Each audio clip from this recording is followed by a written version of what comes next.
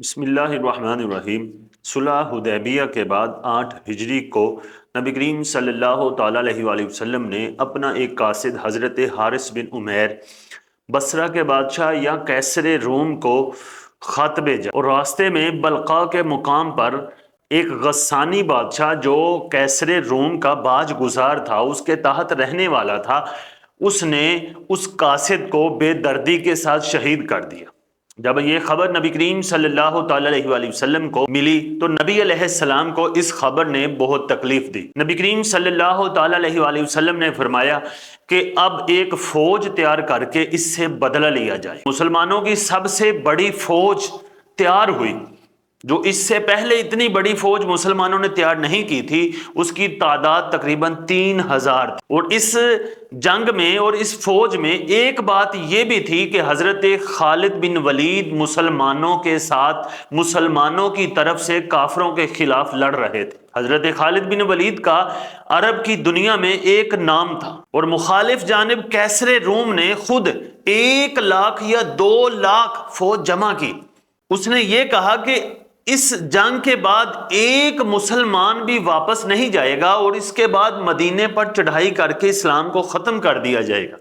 لیکن اس کو یہ نہیں پتا تھا کہ کئی ایسے خواب دیکھنے والے دنیا سے چلے گئے تھے جنہوں نے یہ خواب دیکھا تھا کہ اسلام کو ختم کر دیا جائے، اور نبی کریم صلی اللہ تعالیٰ علیہ وآلہ وسلم نے اس لشکر کو ثنیۃ الوداع کے مقام تک آ کر رخصت کیا، اور مسلمانوں نے ساتھ دعا دی کہ اللہ سلامت اور کامیاب واپس لائے۔ ابھی کچھ مقام پر چلے تو جب پتہ چلا کہ آگے 1 یا 2 لاکھ فوج ہے تو وہاں ٹھہر گئے، آپس میں مشورہ کر رہے تھے۔ اور جب جرنیلوں نے مشورہ کیا، جرنیل 3 بنائے تھے نبی علیہ السلام نے، نبی علیہ السلام نے اس لشکر کا جھنڈا حضرت زید بن حارثہ کو دیا تھا، اور کہا تھا کہ اگر یہ شہید ہو جائیں تو حضرت جعفر بن ابی طالب رضی اللہ تعالیٰ عنہ کو سپہ سالار بنانا۔ پھر فرمایا کہ اگر یہ بھی شہید ہو جائیں تو حضرت عبداللہ بن رواحہ کو اپنا سپہ سالار بنا لینا۔ اگر یہ بھی شہید ہو جائیں تو اپنی مشاورت کے ساتھ جس کو مرضی چاہے اپنا سپہ سالار بنا لینا۔ اس مقام پر ابھی مشاورت ہی جاری تھی تو حضرت عبداللہ بن رواحہ نے اٹھ کر کھڑے ہو کر کہا کہ ہم دنیا میں اگر لڑتے ہیں تو شہید ہونے کے لیے لڑتے ہیں، پیچھے جانے کے لیے نہیں، بلکہ ہم اپنا بدلہ ضرور لیں گے اور اسلام کا بول بالا ضرور کریں گے۔ انہوں نے ایک پرجوش تقریر کی تو لوگوں کو اتنا جذبہ آیا کہ ہر مجاہد یہی کہتا رہا کہ اب آگے بڑھو، آگے بڑھو، آگے بڑھو، ہم شہید ہو جائیں گے، پیچھے نہیں ہٹیں گے۔ اور پورا عرب مسلمانوں کو دیکھ رہا تھا کہ روم کو کبھی کسی نے چیلنج نہیں کیا، روم کے ساتھ لڑنے نہیں گئے، اور یہ 3000 مسلمان اور چند مسلمان اتنے بڑے لشکر کے ساتھ جنگ کرے گا۔ لیکن کہتے ہیں نا کہ عشق اپنے فیصلے کرنے میں بڑا دلیر ہوتا ہے۔ پھر جب جنگ شروع ہوئی تو جنگ کے مارکے میں سب سے پہلے حضرت زید بن حارثہ نے نبی علیہ السلام کی وصیت کے مطابق اسلام کی دعوت دی، کیونکہ نبی علیہ السلام نے وصیت کی تھی کہ سب سے پہلے اسلام کی دعوت دینا، اگر اسلام قبول کر لیں تو وہ تمہارے مسلمان بھائی ہیں، ورنہ دوسرا راستہ جنگ ہے۔ تو جب حضرت زید بن حارثہ نے اسلام کی دعوت دی، آگے سے انہوں نے تیر برسائے، پھر حضرت زید بن حارثہ جنگ کے لیے نکل پڑے۔ پھر جنگ شروع ہوئی، حضرت زید بن حارثہ شہید ہوئے تو جو جھنڈا نبی علیہ السلام نے اپنے ہاتھوں سے بنا کر دیا تھا، سفید رنگ کا تھا، وہ حضرت جعفر بن ابی طالب نے پکڑا۔ کسی بدبخت نے آپ کا ایک بازو شہید کیا تو آپ نے وہ جھنڈا دوسرے ہاتھ میں پکڑ لیا، پھر دوسرا ہاتھ بھی شہید کیا تو آپ نے اپنے چہرے سے دانتوں سے پکڑ لیا، پھر آپ کو شہید کیا گیا تو جھنڈا گرا نہیں بلکہ حضرت عبداللہ بن رواحہ کے پاس آ گیا۔ حضرت عبداللہ بن رواحہ شہید ہوئے تو ابھی جھنڈا گرا نہیں تھا، مسلمانوں نے کہا کہ آپس کا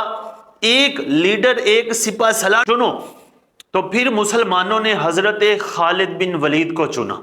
اور یہ حضرت خالد بن ولید کی سپہ سالاری کے لیے اور مسلمانوں کے ساتھ پہلی جنگ تھی۔ اور اس جنگ میں حضرت خالد بن ولید نے اتنا زور دکھایا کہ آپ کے ہاتھ سے 9 تلواریں ٹوٹ گئی۔ آپ اندازہ لگائیں کہ تلوار ایک نہیں ٹوٹتی، لیکن آپ نے 9 تلواریں توڑی۔ پھر حضرت خالد بن ولید رضی اللہ تعالیٰ عنہ نے ان کافروں کے بیچ سے مسلمانوں کو ایسے طریقے سے نکالا کہ واپس آگے مال غنیمت بھی حاصل کیا، شہادت بھی مسلمانوں کو حاصل ہوئی۔ جب مدینے پہنچے تو نبی علیہ السلام نے ان کا استقبال کیا، اور پورا عرب دیکھ رہا تھا کہ یہ مسلمانوں نے کیا کیا، اتنی بڑی فوج سے بچ کر آگے۔ اور اس جنگ کا یہ بھی اثر ہوا کہ جو قبیلے ہر جنگ میں مسلمانوں کے خلاف ہوتے تھے، انہوں نے مسلمانوں کا ساتھ دینے کا تہیہ کر لیا اور ارادہ کر لیا، پھر مسلمانوں کے ساتھ شامل ہو گئے۔ اور روم والے بڑے بڑے لشکروں کو بھی پتہ چل گیا کہ واقعی ہی مسلمانوں کے پاس کوئی طاقت ہے کہ جو بڑے بڑے لشکروں کو الٹ سکتی ہے۔ اس جنگ کی خصوصیات ہے، پہلی بات تو یہ ہے کہ ایلچی کو، قاصد کو شہید کرنا، قتل کرنا نبی علیہ السلام کے زمانے میں بھی اور پہلے بھی اور آج بھی بڑے بڑے جو ممالک ہیں، یورپ و چین ہے، ان کے نزدیک بھی یہ بڑا جرم ہے، جنگ کا سبب ہے۔ اور ایک اس جنگ کی خاصیت یہ بھی ہے کہ نبی کریم صلی اللہ تعالی علیہ وآلہ وسلم مدینے میں بیٹھ کر جنگ کے تمام حالات بیان کرتے رہے۔ ایک صحابی رسول جنگ کی خبر دینے آئے تو نبی علیہ السلام نے فرمایا کہ جنگ کی خبر تم دو گے یا میں دوں؟ اس نے کہا یا رسول اللہ آپ ہی بیان فرمائیے۔ جب آپ نے بیان کیا تھا پہلے بھی جنگ کے دوران کہ اب حضرت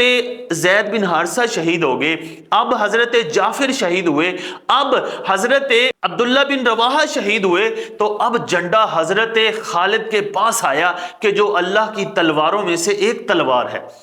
اور واقعات بھی نبی علیہ السلام نے بیان کیے تو اس صحابی نے قسم کھا کر کہا کہ یا رسول اللہ، قسم ہے اس ذات کی جس نے آپ کو حق بنا کر بھیجا، آپ نے ایک بات بھی نہیں چھوڑی جو جنگ میں واقع ہوئی ہو۔ اور نبی علیہ السلام نے حضرت جعفر طیار رضی اللہ تعالیٰ عنہ کے بارے میں بیان فرمایا کہ ان کے دونوں ہاتھ شہید ہوئے تو اللہ تعالیٰ نے ان کو 2 پر عطا کیے جن کی وجہ سے وہ اڑتے تھے،